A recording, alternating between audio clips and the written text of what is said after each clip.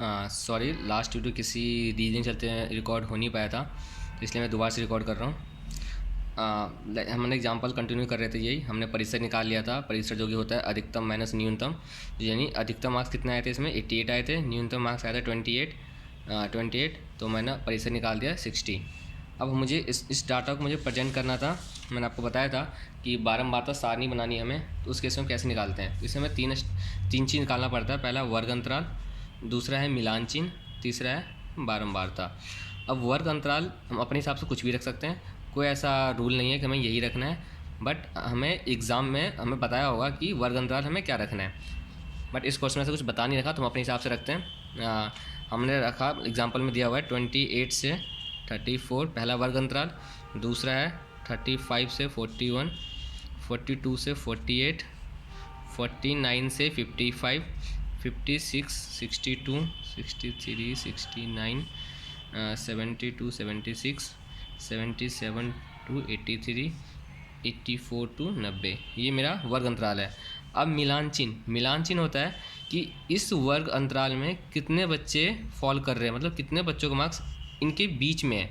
तो वो हम देखेंगे एग्जाम्पल में 28 से लेकर 34 के बीच में, यानी मेरा 28 से 34 तक, यानी इन तीन को कंसीडर करेंगे। इस क्योंकि 36 तो 34 से ज़्यादा हो गया, तो हमें इस तीन को कंसीडर करना पड़ेगा। इसमें कितने बच्चे हैं, 1 2 3, टोटल 3 बच्चे हैं। तो मिलान चिन्ह के अंदर होता है जितने बच्चे होते हैं उतना मतलब ऐसे खींचेंगे 1 2 3 बच्चे हो गए, और यहाँ लिख देंगे टोटल कितने 3। ये हो गया मेरा पहला। दूसरा है 35 से 41। अब देखेंगे 35 से 41 के बीच में कितने हैं।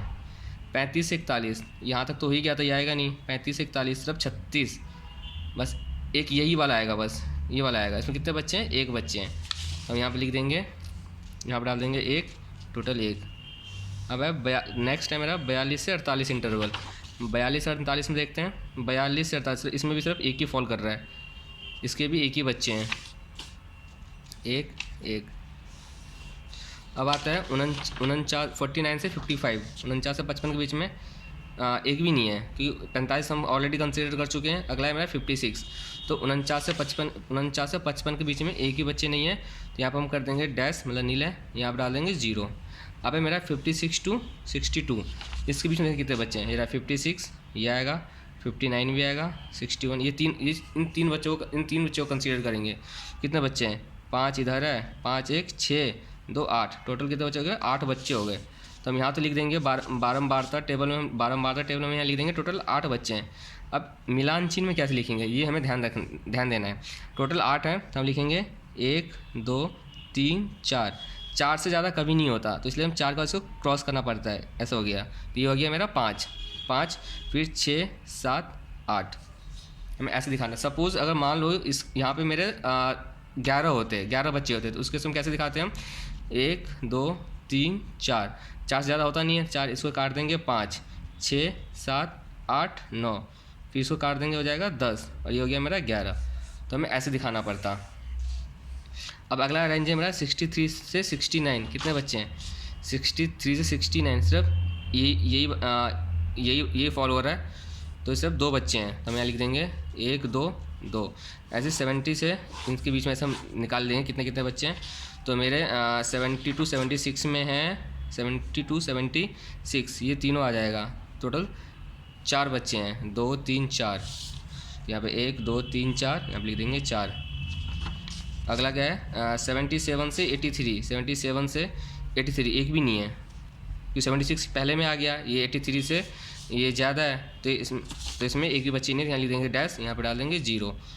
अब है 84 से 90, सिर्फ इकलौता ये बच गया, कितने बच्चे, एक बच्चे हैं, तो हम यहाँ डाल देंगे 1। अब इसका भी टोटल करेंगे, तो जो मेरा योग बनेगा बारंबारता का टोटल 20 ही बनेगा, क्योंकि ये 20 बच्चों का ही डाटा है। कैलकुलेट गिन के देखते हैं, 3 4 5 8 5 13 2 15 4 19 1 20, टोटल मेरा 20 ही हुआ है। ये जो हमने टेबल बनाया, इसको हम बोलते हैं बारंबारता बंटन सारणी। जैसे मैंने आपको बताया था कि जो वर्ग अंतराल है, ये आप अपने हिसाब से हम रख सकते हैं। तो हम अपने हिसाब से कंसीडर कर सकते हैं। इसको हम एक तरीके से और लिख सकते हैं, जो मेरा वर्ग अंतराल था इसके जगह हम लिख सकते हैं कि 28 से मेरा हो गया 35, सपोज एग्जांपल ले रहा हूँ 35। अगला मैं 35 से 42 अपने हिसाब से बना रहा हूँ, फिर हो जाएगा 42 to 49। अब मान लो किसी बच्चे के मार्क्स 35 हैं, तो किसी बच्चे का मार्क्स 35 है तो किस में आएगा, इस वाले में आएगा या यहाँ आएगा? क्यों? क्योंकि दोनों में 35 आ रहा है। तो जब भी अगर मेरा इसमें देखना, इसमें गैप था 34 पर ख़त्म हुआ, अगले मैंने 35 पे लिया है, तो अगर 35 किसी बच्चे का मार्क्स है तो इसी वाले में फॉल करेगा, ना कि इसमें। बट यहाँ पे क्या है, मैंने 28 से 35 लिया है, 35 से 42 लिया है, तो 35 जो है दोनों उसमें आ रहा है, तो किस वाले में कंसीडर करेंगे? तो इस केस में हम हमेशा यहाँ इस वाले में जो लेंगे, इसका मतलब होता है यहाँ पे हमें अप टू 34 ही लेना है, अप टू 34 तक यहाँ आएगा। 35 के बाद 35 या प्लस 35 के बाद अप टू